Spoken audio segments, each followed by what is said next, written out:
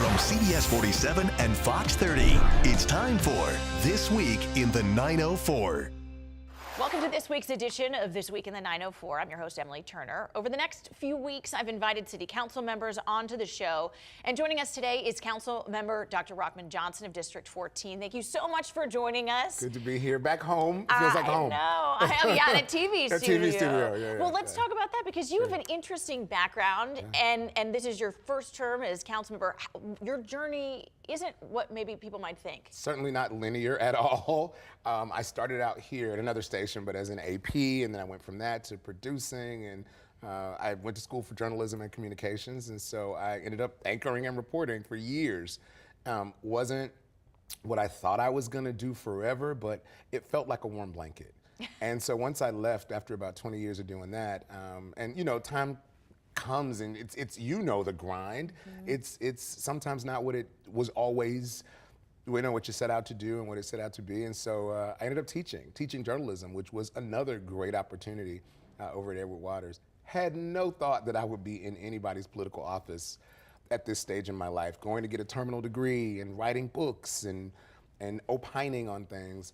I didn't think I would come into government service, but I tell the story, I went to school to teach at Edward Waters one morning, and by the time I had come back, my home had been magically transported into a new city council district, and my phone started ringing, and that's how we got here. So what was the tipping point, though? I mean, you were in a new city council district, but what made you decide to run? People, honestly, people, my neighbors.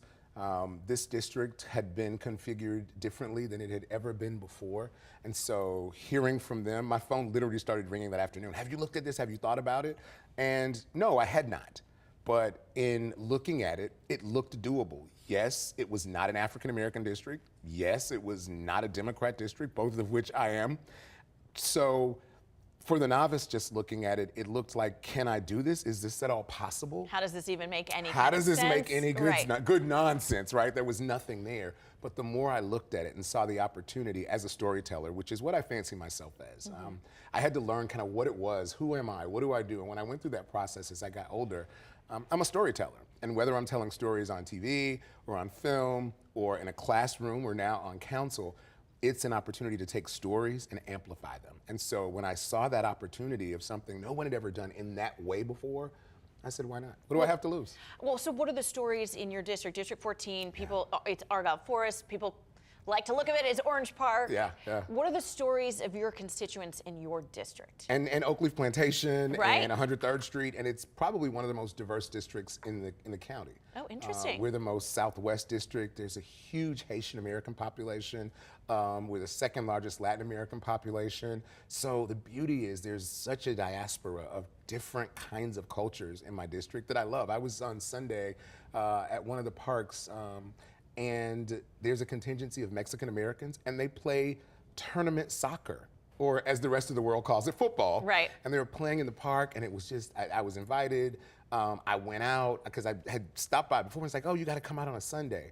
Everybody had their little tents, they were cooking and had great food. Those are the kind of stories, and that's the kind of community that we have on the West Side. And so we are thought of in many ways as this rural hick community. We have everything from trailers to $1 million homes, and I'm honored to be their representative. So it's a unique way of being. Even, I have to tell you, maybe a couple weeks ago, months ago, as time just begins to just unravel when it comes to council, we started construction on the widening of Old Middleburg Road, which is a project that was voted on by the Better Jacksonville plan back in 1999. So it's 25 years in the making, and nothing had happened. Council member after council member was coming to the district, and granted, CIP projects take time, but this is millions of dollars of a half-cent sales tax that had not been spent. I'm happy to say that on my watch, one of the stories that was able to finally get told is that Old Middleburg corridor is now being widened. And that's something that I've had constituents say to me that I don't think this is gonna happen during my lifetime. Well, and one of the things when we were talking ahead of time for the show is, to a certain extent, you could argue that this is a little bit of a forgotten corner, maybe not the sexiness of downtown or like the hot topics of regentrification, and it's a little bit forgotten. What are the big issues there that your folks face? Well, one is septic tanks. And I know it's really focused on the north side because there are more septic tanks and it's a densely populated African-American area. The socioeconomics are a lot different on the north side, but there's still people who I talk to regularly who have septic tanks on the west side. So that's a major issue. There are no boys and girls clubs in our area. I'm working closely to try to find what kind of things we can do, but there are no boys and girls clubs in my district. There are no senior citizen centers in my district. My senior citizen constituents have to go across to another area, to the Lane Wiley Center, and so I'm working very closely with our state representative and state senator to see what kind of state dollars I can pull down and couple that with city dollars to put something there so our senior citizens have a place where they can go and don't have to drive all over. Well, what's interesting, you talk about septic tanks, and I think this is a hot topic in many districts. Yep. What is it about Jacksonville specifically, and kind of the history for folks who may not know about septic tanks and why this is such a big issue? So there was a promise during consolidation. As we know, the city of Jacksonville consolidated in 1968, and so there was this promise made that if the city is consolidated, if the city did vote to consolidate the city and county government, there would be things that the city would take care of. So it was a promise of consolidation that the densely populated African-American communities, most of which had septic tanks, which, as we know, if you have them and you're not connected to city sewer water, or city sewer specifically, they fail. You've got to maintain them, and there's certain things you have to do, which also costs more money. And so one of the promises of consolidation was to get rid of those septic tanks. This many years later, that hasn't happened. And so many people are still saying that the promises of consolidation, though they're myriad, have yet to be manifest. And that's why you have people, especially on the north side, saying we've got to do something about this issue. Well, and it also has become kind of an environmental issue too, with the health of the river. And I know Matt Carlucci's done some work with this. There's money now finally being set aside. Yes, set aside, grants coming from federal and state levels, other things, because again, these septic tank issues, like you said, they will affect the aquifer, which in turn affects everybody. So you can't look at it and say, well, it's not in my backyard, I don't have to worry about it. Eventually it will affect you. So that's why we got to do something about it sooner than later. And so now, you know, you've came into office 2023. There's been some time under your belt. Oh, 13 months. That's why, well, I would say that's why I'm bald, but that's not why I'm bald. But it's I don't blame you. You're more bald maybe, if that's More even a possible thing. So what have been some of the surprises for you, you know, as a first-time council member? I will say, I guess it's not a surprise. I'm a people person. As you know, I spent years on the air as an anchor reporter, and to do this work that we do in telling stories, you must like people, and I really do. If I didn't have a degree in journalism and or other disciplines in communication, I would have been an anthropologist, because I love looking at people. I would say some of the fondest memories I've had, you've been to New Orleans, I know you've been all over, Cafe Du Monde, sitting there and just having beignets and coffee and people watching. Oh yeah, And or an airport, you just sit there and watch for hours. And you can see some amazing stories, right? Sometimes just looking at people, you can at least conceptualize what the story might be. I think one of the things that I have gotten to really love about this council, we may not all agree, but I don't think there's been a council like this in a long time. We really like each other. Now, it's not the best council, and I'll tell you why. One of the reasons, and I've said this over and over again, there are only 2 women on this council. Both of them are black women. That's not diversity. While I'm honored to have my 2 colleagues, Councilwoman Pittman and Councilwoman Clark Murray, on the council, they too believe and understand that diversity means everybody being on the council. So I think we are in a disservice in that space, because then it looks like a boys' club, which it's totally not. Those 2 ladies hold their own, let me tell you. I've seen it, yep. But I think it's important that we embrace that diversity. But regardless of that, every one of us, we genuinely like each other. We spend time together, just if nothing else, how's your dog? How's your mom? I know when I was initially elected, I went to an exhibit, I think it was the, After Beyond Van Gogh, the King Tut exhibit. And I went and I was in line with Councilman Nick Howland's mom. And so we just had the most pleasant conversation. And afterward, you know, hey, how's your mom? And we check in with each other. I really think that all of the people on this council really have a genuine respect for each other. Coming up next, Jacksonville City Council member Rahman explains his first victory for District 14. From CBS 47 and Fox 30, you're watching This Week in the 904. Welcome back to This Week in the 904. Jacksonville City Council member Rahman Johnson breaks down his first win for District 14. So we've had some, and I will tell you, I've had some wins and I've had some lessons. I won't call them losses, but certainly some lessons. But I think the biggest lesson is that we all really are trying to get to making this place better and moving it forward. Well, and that kind of camaraderie, even across the aisle, is so rare, especially in today's political climate in a presidential election year. So that's great that you guys can have your differences when you're up there, but then be friends afterwards. And you talk about some wins and some lessons. Let's walk me through what those have been for you. My first piece of legislation, I will say, was the win. The first bill I introduced was adopted, and what it was about Old Middleburg Road. Let me tell you, day one, I take office. The first working day, I decided, hey, I'm gonna have a community meeting. And the community meeting was at Argyle Library, which I will never forget. And it was about Old Middleburg Road, the repaving project, because that was something I ran on. Day one, I had this meeting, and I walk in thinking everybody's gonna be like, hey, thank you so much, welcome. That wasn't the reception I got. They beat me, I was beat down. Let me tell you, they were mad because no one had actually come to the community and had a conversation about this project. So this was the first time that people felt heard. And it reminds me of something that I learned from Oprah and listening and watching to her. She said it about her 25 years on TV, and I took it with me in everything I did. People just want to know, do you hear me? Do you see me? Does what I have to say matter? That's it, those three things. I was going there so I could let them know we hear you, we see you, and what you have to say matters.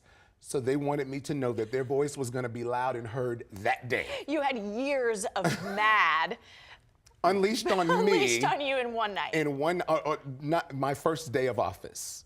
But I listened, I did the work, and so my first piece of legislation I wanted to do, as you know, we're researchers, and I still have that as an academic and as a journalist. I'm always gonna research. I don't wanna say anything unless I have some kind of factual data to back it up. One of the things I learned in research is that they weren't able to buy the right-of-way in a bunch of the spaces. One of the reasons the program, the reasons that the program was on hold is because they were trying to buy parcel by parcel. The threshold of what they could buy had not changed since the 1990s. There was a $50,000 cap on the amount of the property they could buy. Everything over that would have to go to council for council approval through the 6-week process. We would be in 2099 trying to get this thing done. Yeah. So I went in, put in legislation to raise the cap from $50,000 to $500,000. That opened it up so that a year after I got in office, we had our heavy earth machines there and we were breaking ground on the widening of Old Middleburg Road. That was a victory. Well, I hope you had a community meeting at the Argyle Library after that where maybe they were a little nicer to you. They were, and people, it's so funny. They beat me up during the meeting and I stayed the entire time and stayed after it, listened to every conversation that came about. And I even got emails the next day or days after apologizing. Because people, and I get it, I appreciate it, I don't need it, but I get your frustration. You feel like you haven't been heard. Coming up, Jacksonville City Council member Rahman Johnson shares some of the lessons he's learned being a part of City Council. From CBS 47 and Fox 30, you're watching This Week in the 904. Welcome back to This Week in the 904. Jacksonville City Councilmember Rahman Johnson explains some wins and lessons he's learned being a part of City Council. And so you talk about a learning lesson. We're not going to call it a loss because you are taking it and moving forward. What specifically is that? There are myriad lessons I will tell you about compromise, but I think one of the biggest recently, we had what was known to some as a hate crime bill. I renamed it with an amendment, Johnny May's Law. Johnny May Chappelle was an African-American woman who was murdered simply because she was black.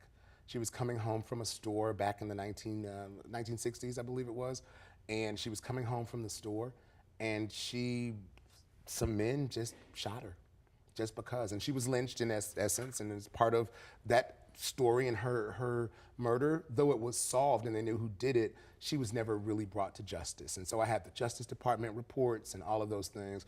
And I felt that because the hate crime law was specifically about the Dollar General shooting, we needed to humanize it in some way and not just call it a hate crimes bill, but we called it Johnny Mae's Law to honor Johnny Mae Chappelle.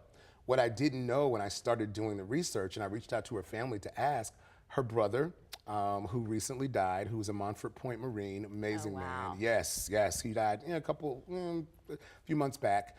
And her son, Shelton Chappelle, were honored. Before I attached her name to the law, I wanted to get input from the family, and they were all, in fact, I spoke at her brother's funeral, and while the law had not passed yet, it was still pending, I presented the family with a parchment of the proposed ordinance, and there was a standing ovation, not for me, but because we remembered Ms. Chappelle. So as you know, the legislation did not pass, unfortunately, and while most people thought that it was a bad thing, I wished it would have. I voted for it, and I fought very vehemently for it. I was able to connect with our Rules Committee chair, Nick Howland, on the dais, and he was so moved and touched by the story of Johnny Mae Chappelle that there's now a monument that'll be going in the place where she was murdered. Wow. So her story will never be forgotten. So was it really a loss? That's why I said it was a lesson. It really wasn't a loss because, yeah, the law is not on the books, and maybe at another time we can try it again. But in this case, we will forever remember the name of Johnny Mae Chappelle, and hopefully remembering that name will keep something like that from happening in the future. And that was an interesting vote, because I remember when that happened, and it's not just, there was the Dollar General, there's also been a significant number of anti-Semitic the swastika at Starbucks. All yes, the stuff. Yes. People throwing them in the driveway, which you think, well, Jacksonville, we should have grown out of this by now, and here we are. It's interesting to me the way that vote went. Yeah. What do you think the reason was why it didn't pass? I think people didn't understand it. I'll tell you, it was quite interesting. When we started out and introduced it, I had pastors and I look at all of my emails, and so the pastors were telling me, this is gonna stifle our ability to preach the gospel, right? To speak. They felt that it was an infringement to their freedom of speech. I had a constitutional lawyer who was a former general counsel of the city who stood in front of us and testified and said, this has nothing to do with freedom of speech, and you can preach whatever you want to preach from your pulpits. It doesn't take anything away from that. But there were people who vehemently believed, because we were putting this law on the books, that it was redundant to other laws, number one, and so they felt that it was a redundancy of government, but number two, they felt as though it would curtail their freedom of speech. Last question for you. Sure. Moving forward, we've, moving through the budget, looking forward at what's happening. The budget. Let's not even, because it's been a lot. But $2 billion budget, 19 different personalities. You tell me how you think it's going. It's been a soap opera of political proportions. Yeah. But for you, for your council district, your hopes for the next, the remainder of your term, what do you want to see? What are your big goals moving forward? I really do want to see that Senior Citizen Center. Seniors are so important. They are the lifeblood of our community. I have a great senior on. We have that Elder Affairs Task Force, which is like an elder shadow council, and they do some great work. And trust me, my elder representative keeps me in line, Miss Ann. I love that. So I really want to get that Senior Citizen Center planned. I want other activities for youth in my area. But the other thing that's so important, and I'll be having another meeting soon about it, is affordable housing, period. I want to say workforce housing.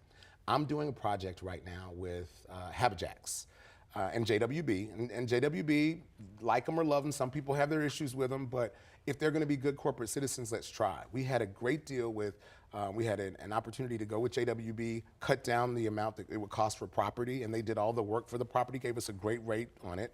I was able to take some funds from the city, couple it with funds from Jax. There's going to be a new development in my district with the starting price of 3-bedroom, 2-bathroom homes for $220,000. Oh, wow. That's unheard of. Right. I want to show that this is what can happen when you have a public-private, nonprofit partnership working together. So I want to see more of those things. Expansion. My district doesn't honestly need a heck of a lot, but what we do have is a great community-oriented family thing. So I want to see more parks. I'm fortunate to have some park funds that are available. We're working through new parks. They laughed at me throughout the first pitch at our Argyle Athletic Association baseball field. I will admit I'm more of a basketball guy than a baseball guy. I like to watch it, may not, so they laughed at my pitch, but it got across the plate. But we're doing some stuff over there. I want to redoing the lights there. They still have a septic tank there for their restroom facilities. They bring in lots of people annually for softball and baseball tournaments. So the quality of life, I think that's one of the beautiful parts of the West Side. But we want to have that same quality of life that Mandarin does. So that's why this Old Middleburg Road project was so important, and other parts of the West Side, to make sure it's walkable, rideable, and accessible for everybody. So it's not just Mandarin or the beach, but you have those same amenities on the West Side. Well, I feel like we could talk for hours more about all of this stuff, and we'll have you back on again at a later date, but we're out of time. Thank you so much. I appreciate you being here. Dr. Rahman Johnson, council member for District 14. Thank you so much for joining us. We will be back next week. Thanks for watching This Week in the 904.